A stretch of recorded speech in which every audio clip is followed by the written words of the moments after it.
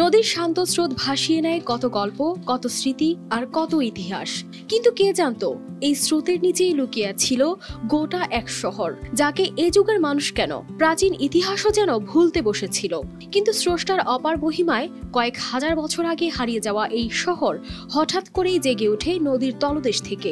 শুনে অবিশ্বাস্য মনে হলেও ইরাকের টাইগ্রিস নদীর পাশে ঘটেছে এমনই এক বিস্ময়কর ঘটনা। এ যেন এক টাইম মেশিন, যা আপনাকে নিয়ে যাবে অতীতের মেসোপটেমিয়ার সোনালী যুগে। ইরাকের কুর্দিস্তান অঞ্চলে টাইগ্রিস নদীর তীরে পানির স্তর কমে যাওয়ায় পাওয়া যায় এক বিশাল শহরের ধ্বংসাবশেষ। প্রত্নতাত্ত্বিকদের মতে এটি মিতান্নি সাম্রাজ্যের একটি শহর।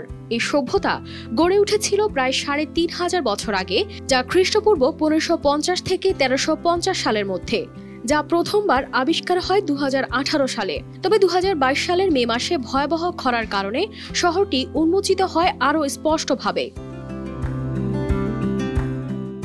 দেশটির প্রত্নতাত্ত্বিকদের মতে ভয়াবহ ভূমিকম্পের কারণে ধ্বংস হয়ে গিয়েছিল প্রাচীন এই শহর। পরে ধীরে ধীরে আস্ত শহরটি টাইগ্রিসে তলিয়ে যায়। আবার খরার কারণে তলিয়ে যাওয়া শহরটি জেগে উঠতে শুরু করে, যেখানে শহরের ধ্বংসাবশেষ থেকে পাওয়া যায় একটি প্রাসাদ, সুউচ্চ দেওয়াল, দুর্গ ও পর্যবেক্ষণ টাওয়ার। মাটি খুঁড়তে খুঁড়তে বেরিয়ে আসে মাটির ট্যাবলেট, যেখানে আক্কাদীয় লিপিতে লেখা রয়েছে নানা কাহিনী, যা ঐতিহাসিক গবেষণার জন্য গুরুত্বপূর্ণ। প্রাচীন যুগে এটি শুধু বাণিজ্যের কেন্দ্রই ছিল না, বরং মিতান্নি সাম্রাজ্যের রাজাদের বসবাসের স্থানও ছিল ধারণা করা হয়।